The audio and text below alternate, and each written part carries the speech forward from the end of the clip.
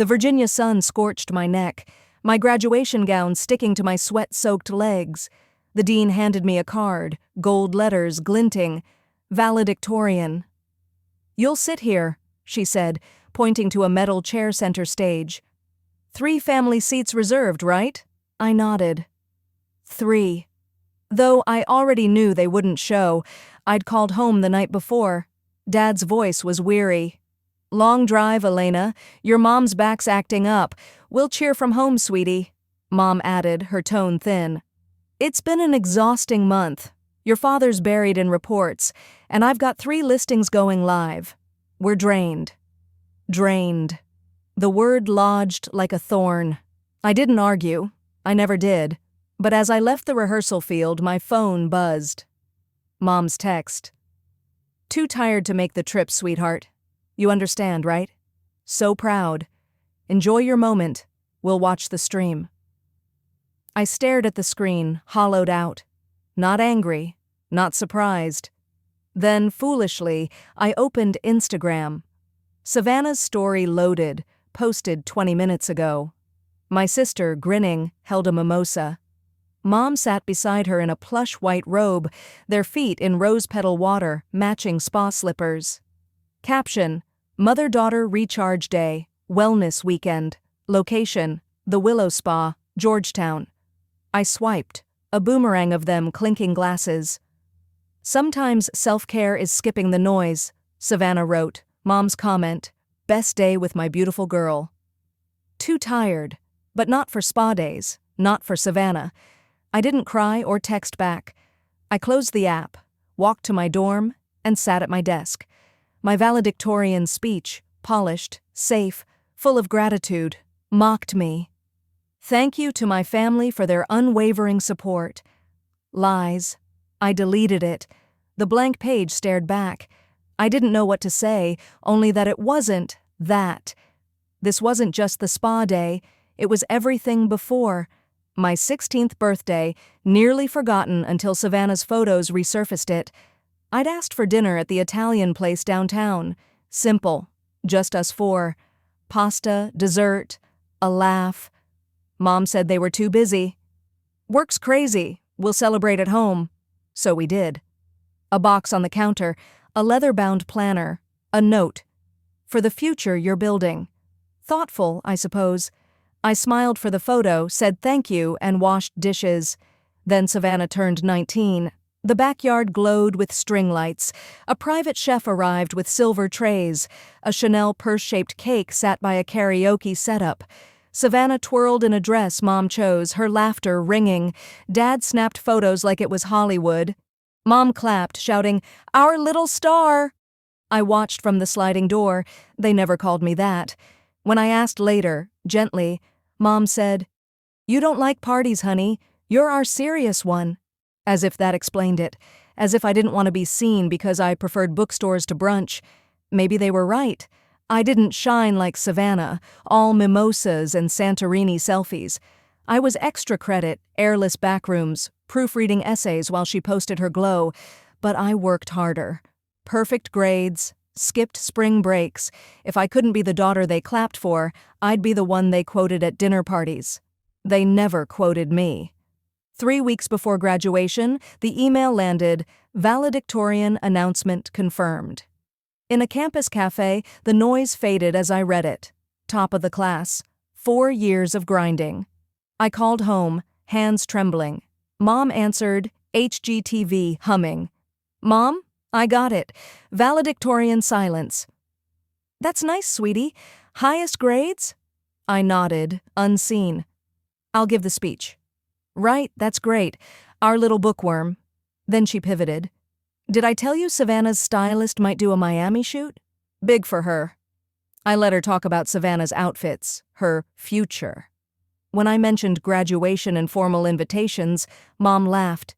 "Don't go fancy, honey. Text us." But I wanted something they couldn't swipe past.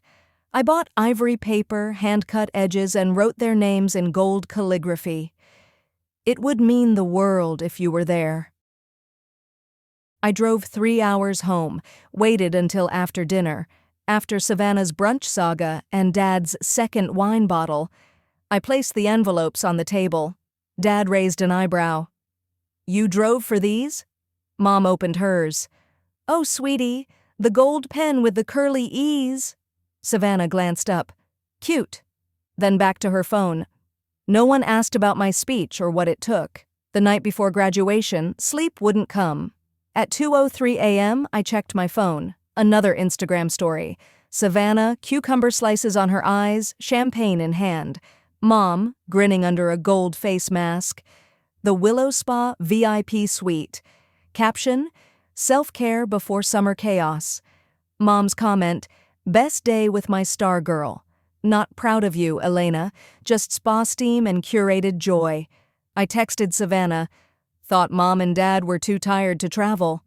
Her reply, don't be sensitive. Planned weeks ago? You'll be fine. 3 sentences. That was it. My speech folder sat on my desk. The polite version felt wrong. I opened a new document and typed, this is not a thank you, not anger, not spite, but the girl who celebrated alone, who skipped trips for deadlines, who stopped begging for attention, she deserved better. The new speech began. To those who kept showing up even when no one clapped, this is for you. I printed it, folded it beside the old version in case I faltered. At 7:15 a.m., I was ready.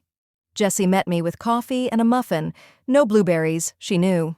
Tom pulled up, sunflowers poking out his window, his grin wordless but proud. Their presence was enough.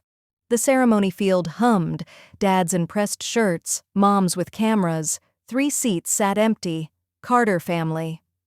I didn't linger. Backstage, my folder's corners bit my palm. The dean smiled. Ready? I nodded, certain. My name was called.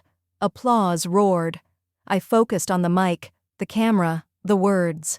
I looked at the empty chairs, then the live stream lens. To those who worked to be seen, this is for you.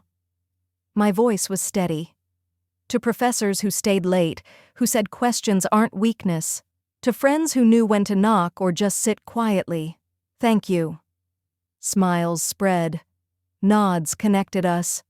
To those who showed up even when it was inconvenient, uncomfortable. I didn't flinch. Some of us didn't have confetti at home. Some weren't born into applause. The crowd shifted. They understood. I reserved 3 family seats. They're still available. Silence. A cough echoed. If you've wondered if your success counted because no one clapped, it does. Always. Jessie's eyes shone. Tom whistled, grinning. Some learned love had conditions, but you don't need permission to be proud. I folded the paper. Applause surged. I didn't need it. Somewhere, they were watching. They couldn't interrupt. They had to listen. That night, still in my gown, I opened my desk drawer. A bent envelope. My name, Elena, in Dad's handwriting. 3 years ago, after pancakes for my college acceptance, he'd given it to me. Just something for you. I'd read it once. Now I unfolded it. Elena, you carry more than you show. I see it. Your quiet strength is still strength. You've earned everything.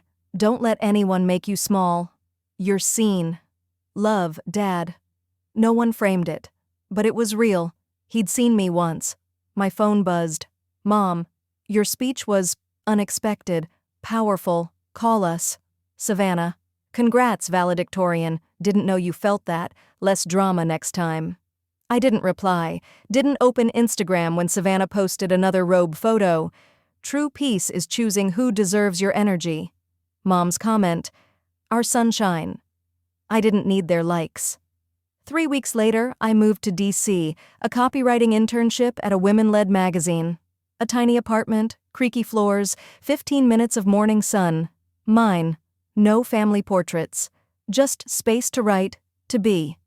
I didn't call home. The thread had loosened. Savannah texted before I left. Your speech was brave. No apology, just honest. 2 weeks into my job, she messaged, lunch? I'm in the city. We met at Union Market.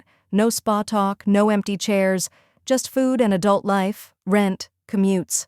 She didn't hug me goodbye, but her eyes lingered. That night I bought yellow tulips and baby's breath. Took a photo at my table, smiling, flowers in hand. Posted it to my new account, not their Facebook. Mine. Caption: 22 years to take a photo that didn't need approval. No tags, no comments, no "our girl." The girl who waited by the phone, wondering what she did wrong. She was gone. She just smiled. Healing isn't loud. It's a quiet photo, a small bouquet, a story for yourself.